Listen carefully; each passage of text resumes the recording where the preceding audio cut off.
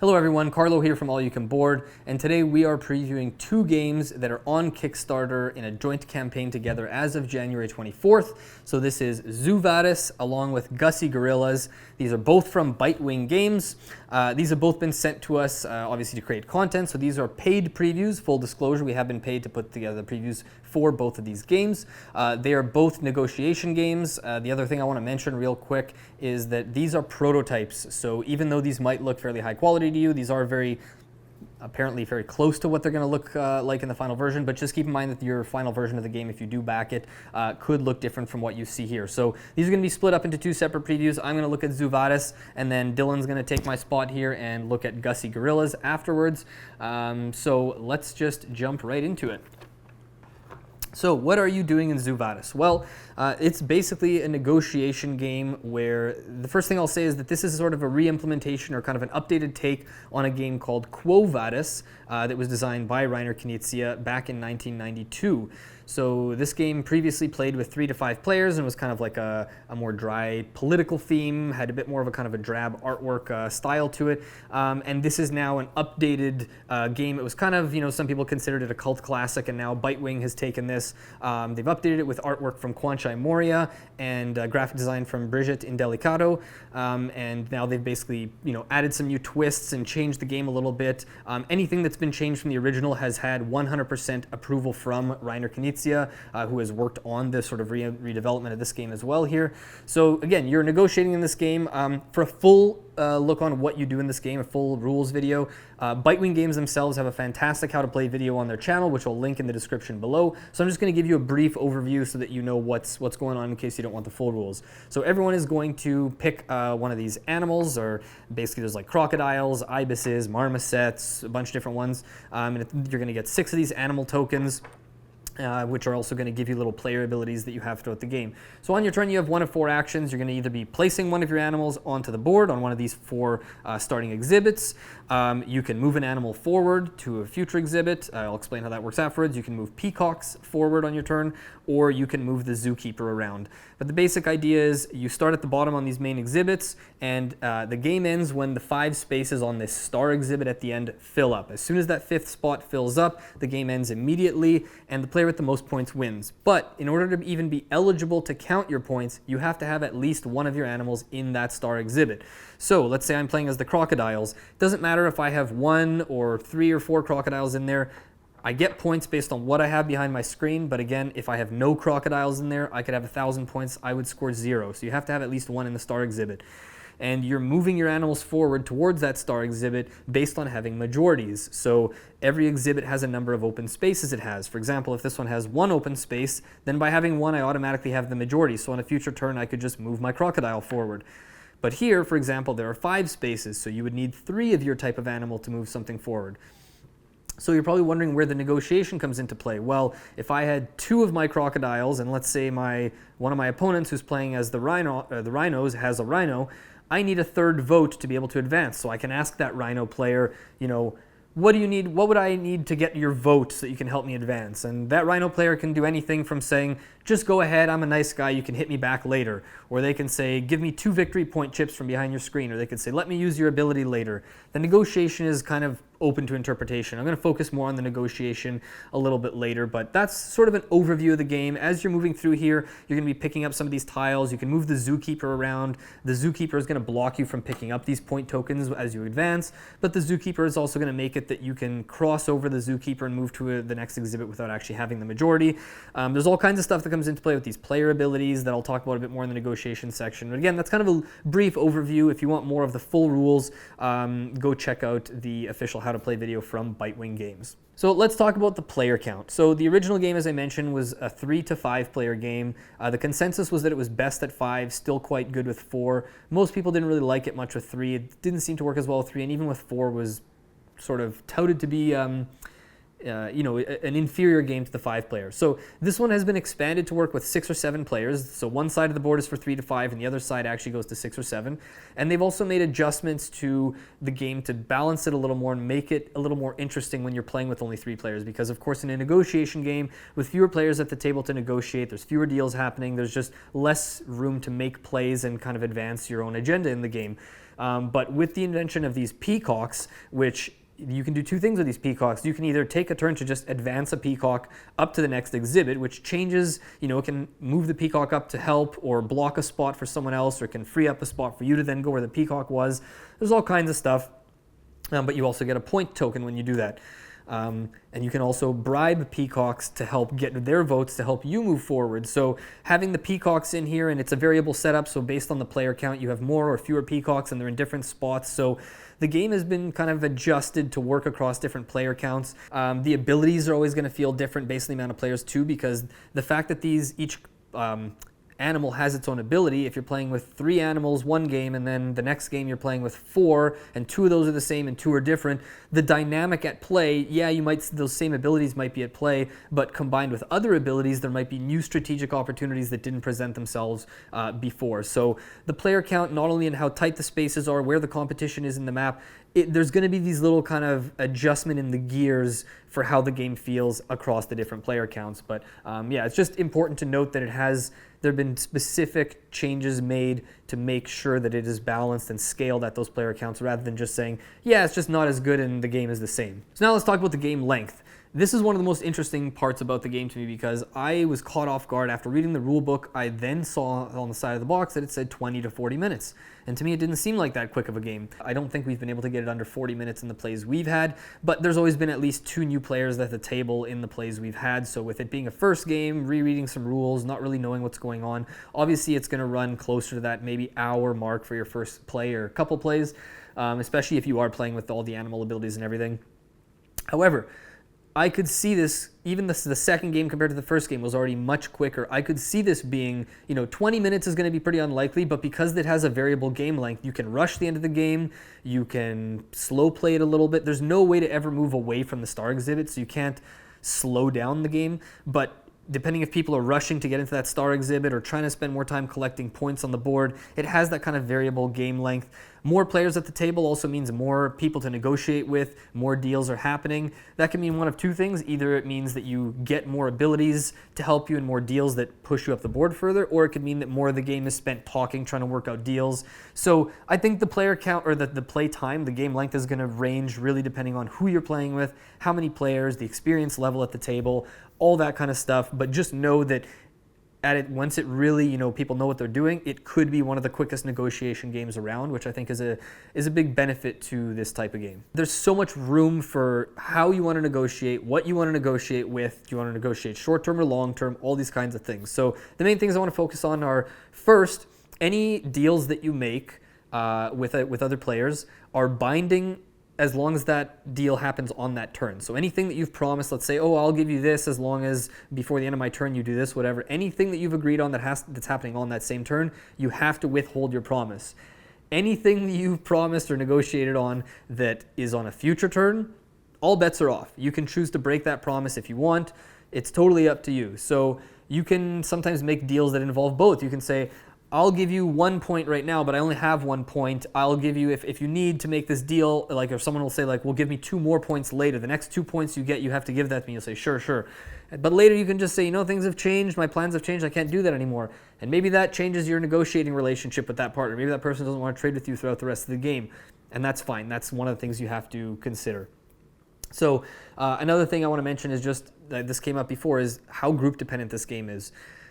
It's not only the people you're playing with, the difference between going to play this game, let's say at a convention with strangers you've never met, or going to your local game store and just jumping in, learning it for the first time, playing with people you don't know, is not going to be the ideal experience. Or even if you have a group where 1 or 2 people are quiet people who don't really like to talk a lot in games, and then there's 3 or 4 kind of rowdier, noisier people are going to have very different experiences. So you really want people who are eager to talk, to kind of get the negotiations going, that aren't just going to sit there and wait for other people to come to them. There's literally a hint part in the rulebook in bold that says the more deals you make, the higher chance you have of winning, right? Because if me and another player are making deals and we're both getting ahead even just slightly, then the other players aren't making deals. Like, it doesn't matter if I'm only getting a small advantage if the other players aren't. So these deals really do add up, and you're trying to make these deals as often as you can. The most interesting thing I think that I want to highlight about the negotiating, or one of the most at least, is the fact that you have these two player ability tokens throughout the game. One thing I've never seen this in another game before that I can think of, but your abilities are not for you to use. So the crocodile, for example, has a unique ability, but these abilities are for me to negotiate for other players to use. So on another player's turn, let's say I see my opponent doing something and I say, hey, you know what? I think my ability could really help you out right now. I'll give you this ability and let you use it if you give me 6 points, and the next time I need one of your votes to move forward, you promise to give me your support. And that player can say, okay, sure. Sometimes the ability tiles might give the owner of the ability points for successfully negotiating, like letting someone use your ability. But the whole thing is you can't use these abilities yourself, but they're really big opportunities for you to get something in return by letting someone else use your ability. But it's on you to find those opportunities. If other people aren't watching for your ability, you might have to be the one to say, hey, I can give you this ability. What do I need to, what are you willing to give me to make this happen, kind of thing. So there's a lot of interesting opportunities with these player abilities, not only on their own, kind of in a vacuum, but with the other player abilities too. Some of them, piggyback off of each other, or combine in interesting ways, or depending what happens on the board with the zookeeper or the peacock. So a lot of cool stuff, and the fact that you can negotiate those powers, you can promise to lend them out future use, but then again, like go back on that promise and that sort of thing. So the negotiation just has so much at play.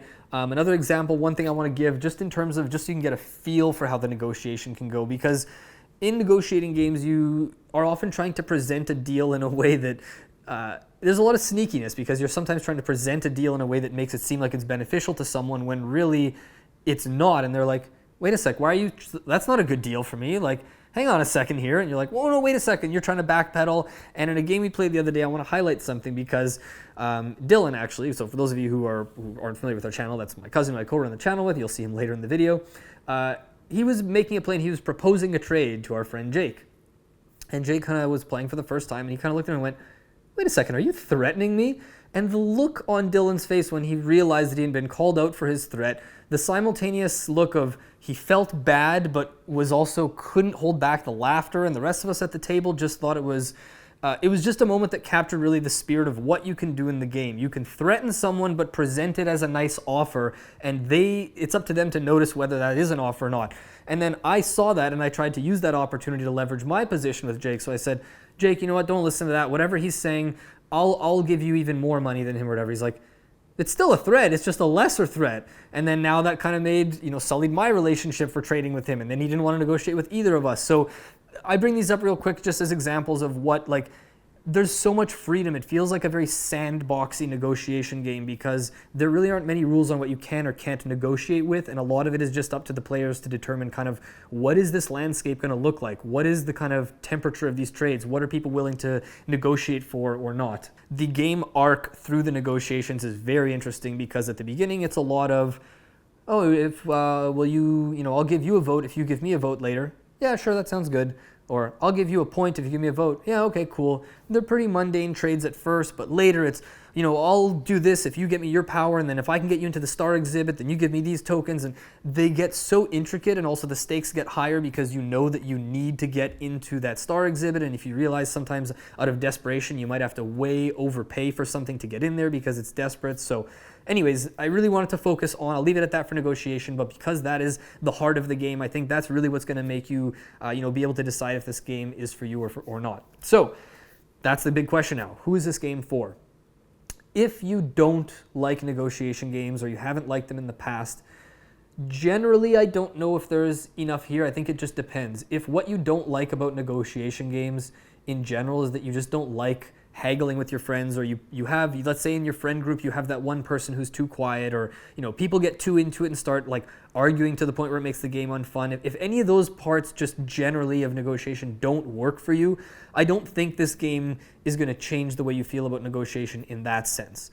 However, if what you didn't like about negotiation games in the past was either that they just seemed too simple or too boring or whatever, or maybe the theme didn't come across, or maybe they weren't funny, they were just kind of like trying to scrape by for resources and that kind of thing, then this one might be worth checking out, because this one gives me more of a feel of something like Bonanza than it does from Settlers of Catan. Just as an example, I personally haven't played a ton of negotiation games. I've not played like Chinatown. I haven't played Sidereal Confluence, so I can't compare to those, but it's definitely more closer to a Bonanza in terms of the laughter and that kind of haggling than it is in Catan, where it's like, no, I'm not trading with you, I need to get my points here kind of thing.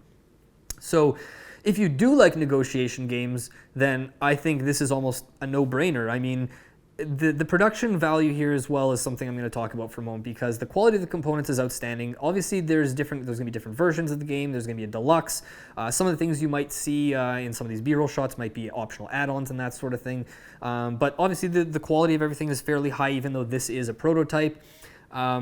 But yeah, I think if you have any interest in Reiner Knizia games in general, especially when you're looking to kind of rediscover an older classic, and you like negotiation games, you like games that are very interactive, if you like games where it feels like there's always a play you can make, there's always something different to do, I think this is really going to be for you. But the main caveat I'll say is this is not the type of game where I would say you're always going to be playing with new people, or if it's a game that you expect to have on your shelf and play maybe once or twice a year, I don't think that's the ideal situation. I think you want to play this with people who have played it a lot, or have played it, or start playing it with the same group, get familiar, and if this becomes a mainstay in your collection and this becomes something you play regularly with the same people, you're going to start to everything's going to become second nature. The negotiation is going to get more interesting. The animal ability tiles are going to get more use, and the game is going to feel different every time, and it sort of offers a level of mastery that a lot of games don't offer. So if that sounds up your alley, then this is definitely a game worth checking out. Otherwise, I'm going to leave it at that for Quo Vadis. If you have any questions about this, leave them in the comments below. Of course, we'll try to do our best to answer anything we can. Other than that, I am now going to throw it over to Dylan, who's going to talk about Gussy Gorillas, which is also a negotiation game from Bitewing Games, just a smaller, quicker package. So Dylan, here you go. Thanks, Carlo, and we are going to take a look, as Carlo mentioned, at Gussy Gorillas, and this is a game designed by Nick Murray from Bitewing Games, and of course published by Bitewing Games, and it's part of this campaign with Quo Vadis. So your first question is probably, what makes a gorilla Gussy? And honestly, I have no idea, but I can guarantee you that the gorillas in this game, they're Gussy. So Gussy Gorillas, the closest thing I could equate this to genre-wise is kind of like a party game. It has a very party game feel in the sense that yes, you are trying to win, and yes, there is a victory condition, and you're going to be pursuing it. But in my experience with it, a lot of what you're doing in this game just comes down to having a lot of fun at the table, tons of laughs. There's variants that will lead to even much more laughter around the table. It accommodates a larger amount of people. It definitely has the essence or the DNA of a party game. And what you're going to be doing in this game is essentially having these 11 cards that everyone is going to be dealt out each round, and everyone simultaneously is going to take a card, and you're going to flip it up like this. And I'm not allowed to look at my own card, but I can see what everyone else's cards are around the table.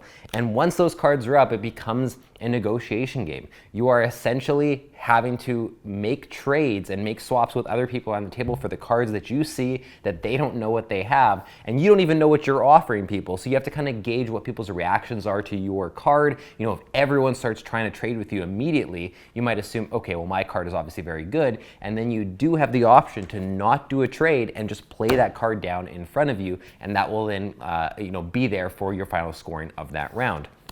If you think you don't want your card, or you just have no idea, but you know that there's other cards around, you have to start offering trades, which usually amounts to looking around and saying, would you like to trade? Would you like to trade? Would you like to trade? And and you might have some people be like, maybe I'm not quite sure. I want to see if I have another deal. Sometimes those will expire because before they can get back to that person, people are playing their own cards down in front of them.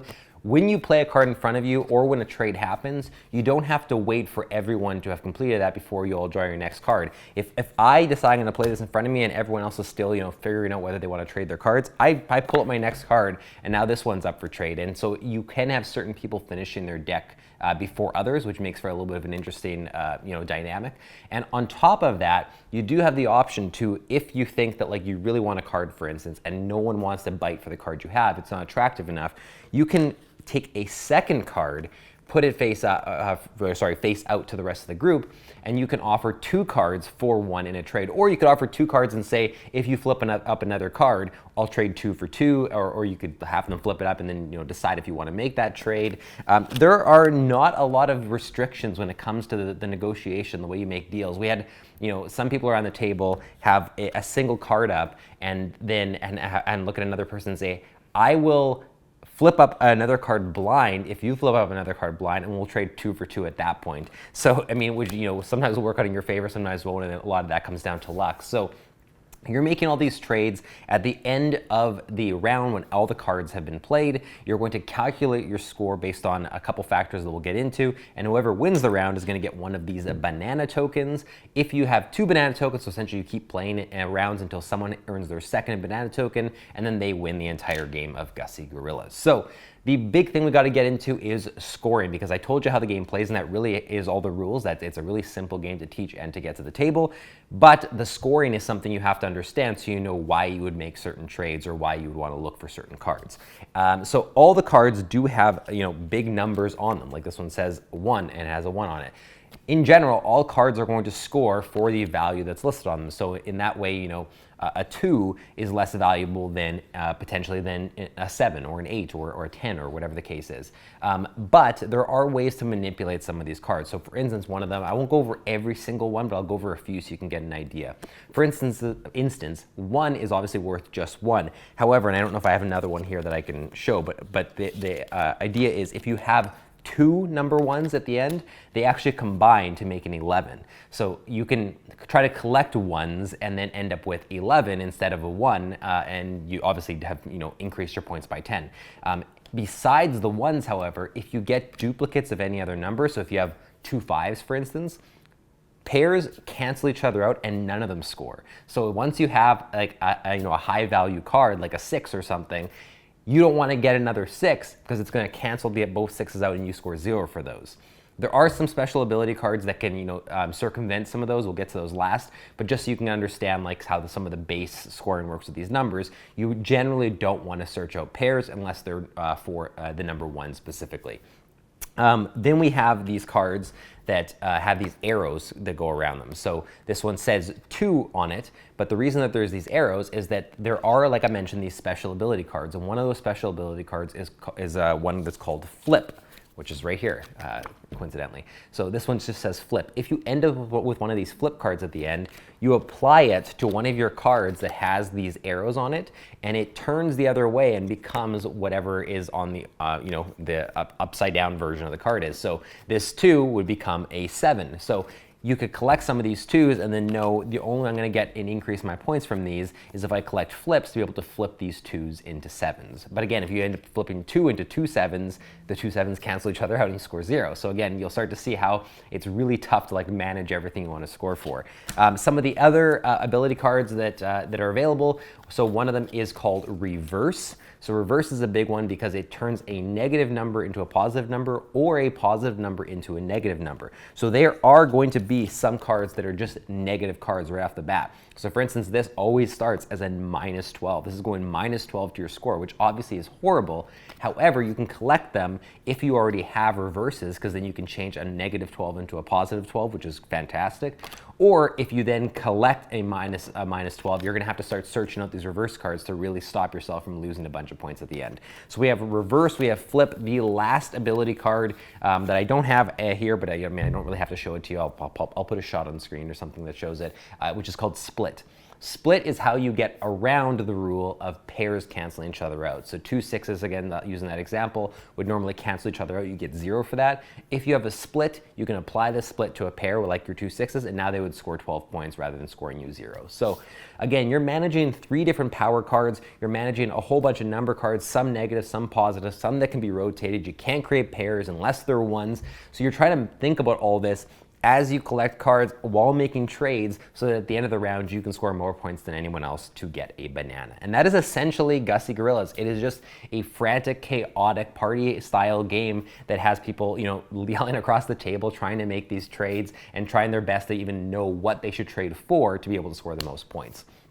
Couple points I want to make. There are some variants, some special variant cards that you can add in. One's called Wild Special, one's called the Rare 9, another one's called the Special 6s. They just, add even more twists and turns to this game. So after you feel like you're comfortable with the base game, you could potentially add these in, get things even more chaotic.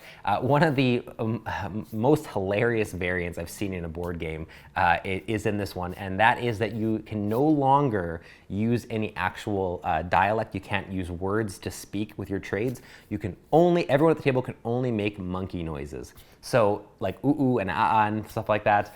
You'd essentially have to have everyone at the table making monkey noises when you want to make a trade. So you have to like point to a card and then just figure out which monkey noise you're going to use to describe your interest in a card, or the fact that you'll flip up another card or whatever. And so I feel like for people who are playing with, larger groups, with kids especially, I feel like that might end up being the most fun and chaotic version of the game, where it's even less about winning and more about just, we played this ridiculous game where everyone was at the table making monkey noises the whole time and trying to figure out what they wanted to trade. There's a lot of fun to be had there. I think that has, the highest potential for Gussy Gorillas to be a hit with people who play it. I also want to mention quickly, it does play 3 to 10 players, so there is a wide range you can play with. In our experience, 3 players, is way less interest. I shouldn't say less interesting, like it was still very interesting and we had a ton of fun, but the more people you have at the table, the more interest there's going to be in the negotiation aspect, because you have more cards to consider and you have more people to counter your offers in a way. Like if 2 people want a certain card, to be able to say, well, I'll offer a second card, and then they might say, well, I'll offer a second card, and then that person says, I must have something good, I'm playing in front of me. There's just more of that going on, and that's usually what creates some of the best memories of Gussy, best moments in Gussy Gorillas. So that is honestly all there is to it. It's a really quick overview of a really simple game to teach that has a potential for a lot of fun, especially with the monkey variant that I mentioned. If this is of interest to you and you have any other questions, let us know in the comments, or of course you can ask on the actual Kickstarter campaign itself to get some answers. But I hope this gave you a little bit of what you can expect from Gussy Gorillas, and of course with Carlo's preview of Quo Vadis, that hopefully with both games covered, you'll be able to decide whether you want to back one, whether you want to back both, or whether neither one's for you. That's kind of what these videos are for, to give you as much information as you can so you can spend your money wisely. So, and of course, one last time, I just want to thank Bitewing Games for sending us these copies of Gussy Gorillas and Quo Vadis to take a look at and do these paid previews so that you guys can get a better idea of whether you want to back these games. So thank you so much for watching, and we will see you next time.